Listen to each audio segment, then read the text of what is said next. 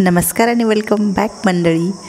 तर भरपूर दिवस झाला आपला व्हिडिओ येत नव्हता, तर असो आजपासून रेग्युलर व्हिडिओ टाकायचे प्रयत्न करणार आहे आणि आजच्या व्हिडिओला सुरुवात करूया. तर आता उन्हाळा चालू आहे. उन्हाळ्यात भरपूर अशा भाज्या असतात की ज्या उरतात म्हणजे उरतातच. सकाळी केली की दुपारी उरते, दुपारी केली की परत ती संध्याकाळी उरते. मग या भाज्यांचं करायचं काय आणि प्रत्येक वेळी नवीन काहीतरी लागतं.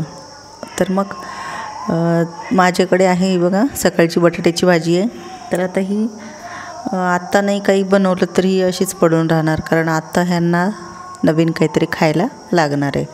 तर मग मी विचार केला की याचंच काहीतरी बनवूया. तर भाजी ठेवते बाजूला आणि याच ताटात मी आता घेणार आहे. हे आहे गव्हाचं पीठ. गव्हाचं पीठ 1 वाटी घेतलं तर अर्धी वाटी ज्वारीचं पीठ घ्यायचं आणि अर्धी वाटी बेसनचं. जास्तीचं जरी ज्वारीचं पीठ तुम्ही बरोबरीने घेतलं तरी हरकत नाही, एकदम छान टेस्टी लागतात. तर आता बघा हे तिन्ही पीठ घेतल्याच्यानंतर मी त्यामध्ये आपण जी भाजी आपली आहे ती भाजी टाकून घेतलेली आहे. कोणतीही भाजी असू द्या हरकत नाही, एकदम छान होतात. त्यामध्ये मी घातला एक मोठा कांदा मुलं खात असतील तर नक्की घाला. आणि दुसरं काही असेल भाजीपाला अजून घरामध्ये तर तोही तुम्ही टाकू शकता. आता यामध्ये मी मीठ, हळद, मिरची आणि ओवा आणि लाल तिखट घातलेलं आहे. लाल तिखट भाजी कशी आहे हे बघून तुमच्या आवडीनुसार टाकायचे.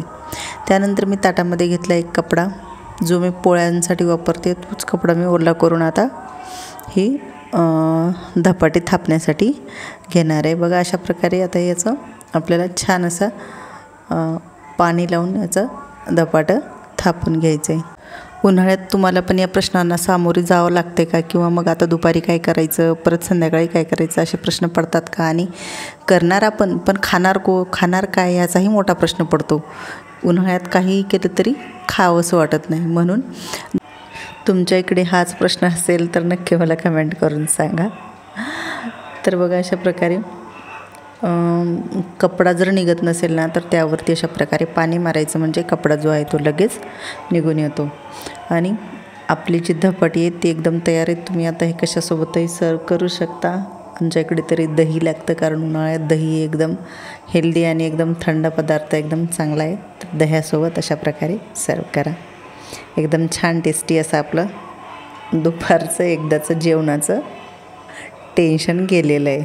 तर चला मग धपाटी खायला या आणि चॅनलला सबस्क्राईब करून जा बरं लवकर.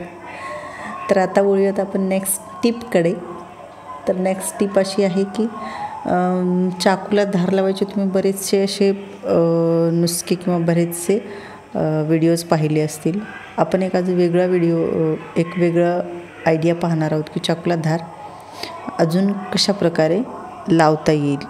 तर बघा तुमच्याकडे पण अशा प्रकारची चाळणी असेल, जी ताराची चाळणी आहे एकदम. ही छोटी आहे, मोठी असू शकते, पुरण गाळायची वगैरे तीही चालू शकते. फक्त ताराची चाळणी आपल्याला पाहिजे. आता त्यानंतर चाकू घ्यायचा आहे. चाकू थोडासा ओला करून घ्यायचा आहे पाण्याने आणि अशा प्रकारे घासून त्याला आपल्याला धार लावायची आहे, म्हणजे धार अशी लागली पाहिजे. अशा प्रकारे धारेच्या साईडने अशा प्रकारे हे करून घ्यायचे. मला तरी एकदम पहिल्याच वेळेस असं जाणवलं की अरे धार लगेच लागायला सुरुवात झाली. आणि खरंच मला आधी विश्वास नव्हता बसला, पण मी लावल्याच्यानंतर मला खरंच वाटलं की अरे खरंच धार लागते आहे. तर तुम्ही पण नक्की ट्राय करा आणि तुमच्या चाकूसह घरच्या घरी धार व्यवस्थित अशी लावून. आपल्याकडे धार लावण्यासाठी भरपूर वस्तू असतात. चाकू असतात. चाकू असे 2-3 घरामध्ये असे पडलेले असतात की ज्याला धार नाही म्हणून आपण ते वापरत नाही आहोत. कात्री असतात. कात्र्या पण आपण बऱ्याच अशा आपल्या पडलेल्या असतात की ज्याला धार नाही म्हणून ते आपल्या अशाच पडलेल्या असतात. पण तुम्ही अशा प्रकारे धार लावून त्याचा रियूज किंवा रेग्युलरली वापर त्याचा करू शकता. आणि मी हेच पाहत होते की अरे किती धार लागते याने, आणि मला विश्वास बसत होता. तर मी सारखी याला चेक करत होते. तर तुम्ही पण नक्की एकदा हे ट्राय करा. आणि आता वळूयात आपण पुढच्या टिपकडे. तर बघा मी तरी म्हणेल ना, तर फ्रीजमध्ये पीठ ठेवतच जाऊ नका. पण कधी खूपच अडचण असेल, आपल्याला लवकर खूप घाईने जायचं आहे आणि मग वाटत असेल की माझ्याच्याने सकाळी अजिबात पीठ मळणं होणार नाही, त्याच वेळेस तुम्ही पीठ फ्रीजमध्ये ठेवत चला. आता हेही पीठ मी काही जास्त वेळ फ्रीजमध्ये ठेवलेलं नाही, मुद्दाम हार्डली मी 15 ते 20 मिनिट फ्रीजमध्ये ठेवते. तेही मी फक्त मुलाला डब्बा केल्याच्यानंतर त्याला शाळेतून सोडून येईपर्यंत हे पीठ माझं फ्रीजमध्ये असतं. तेवढंच पुरतं मी फ्रीजमध्ये ठेवलेलं असतं. मला तरी वाटतं की फ्रीजमध्ये पीठ ठेवून खाल्लेलं टाळलंच पाहिजे. पण जर कधी तुम्हाला असं वाटलं ना की आता माझ्याच्याने नाही होणार सकाळी, मला आता करूनच ठेवावं लागेल, तेव्हा तुम्ही ही हॅक मात्र नक्की ट्राय करू शकता. कारण पीठ फ्रीजमध्ये ठेवल्याच्यानंतर कसं घट्ट होतं आणि एकदम सकाळी सकाळी चपात्या त्याच्या करायच्या म्हणल्यावर ते लवकर आपल्याला लाटल्या जात नाही पोळ्या त्याच्या. त्यामुळे काय करायचं आहे, पाणी घ्यायचं आहे, पातेल्यात घ्या. आता मी हे ताटात घेतलं आहे. अशा भांड्यात घ्या की ज्यामधून लवकर त्या भांड्याला वाफ लागली पाहिजे. पाणी गरम घ्या, एकदम गरम असलं पाहिजे पाणी. आणि त्यामध्ये हा जे पिठाचा डब्बा आहे तो पिठाचा डब्बा अशा प्रकारे ठेवा आणि त्यावरती काहीतरी झाकून ठेवा आणि एक 10 मिनिटं सोडून द्या. आणि त्यानंतर डब्बा उघडून बघा, पीठ एकदम आत्ता मळल्यासारखं होतं आणि पोळ्याही एकदम चांगल्या होतात. जसं पीठ आपण लगेच फ्रीजमधून काढतो त्याहीपेक्षा पोळ्यांमध्ये बराचसा फरक पडतो. त्यामुळे जर अडचण असेल तर ही हॅक नक्की ट्राय करून बघायला हरकत नाही अडचणीच्या वेळेस. तर वळूयात पुढच्या टिपकडे. आता फ्रीजमध्ये ठेवल्या लिंब जी आहेत ना, तशा प्रकारे एकदम घट्ट आणि सुकल्यासारखी होऊन जातात आणि ती परत आपल्याला पिळताही येत नाहीत, कशानेही पिळा. मग त्यासाठी काय करायचं आहे, आणि उन्हाळ्यात लिंबाचा हमखास काम पडत असतो आणि ते सारखं लिंबू मग अर्धं लागतं, अर्धं तसंच पडून राहतं, मग ते खराब होऊन जातं. त्यापेक्षा एक चांगली आयडिया आहे की जेव्हा लिंब घेऊन येताल तेव्हाच अशा प्रकारे लिंबाचा जो रस आहे तो अशा प्रकारे सगळा काढून घ्यायचा आहे आपल्याला. कोणत्याही भांड्यात घ्या काढून. आता मी ह्या रस काढायच्या जी यंत्र आहे त्याने काढून घेते, पण ते लिंब वाळले त्याच्यामुळे त्यात अजिबातही दबत नव्हते, म्हणून मग मला सगळा रस ते हातानेच काढून घ्यावा लागला. आता बघा, त्यानंतर मी ह्याचा सगळा रस असा काढून घेतला आहे. जर बिया जे त्याचे बिया आहेत त्या वाटत असतील, आवडत असतील तर ठेवा, नाहीतरी काढून टाकल्या तरी लगेच काही हरकत नाही. अशा प्रकारे मी ह्याचा बघा रस काढून घेतला आहे. आणि त्यानंतर आता हे जे टर्फल आहेत यालाही आपल्याला अजिबात फेकायचं नाही आहे. याचाही उपयोग भरपूर प्रमाणात होतो. जर तुम्ही आत्ताच्याचं यूज करणार असाल तर तुम्ही आत्ताच्याचे तांब्या पितळीची भांडी घासून याचा यूज करू शकता. पण जर याचं वाळून उपयोग करायचा असेल तर ह्याला छान असे एका दुसऱ्या ह्याच्यामध्ये ठेवायचं, वाटीमध्ये प्लेटमध्ये पसरवून, आणि वाळून याची पावडर करून ठेवायची, म्हणजे ती अख्खी वर्षभर तुम्हाला वापरता येईल.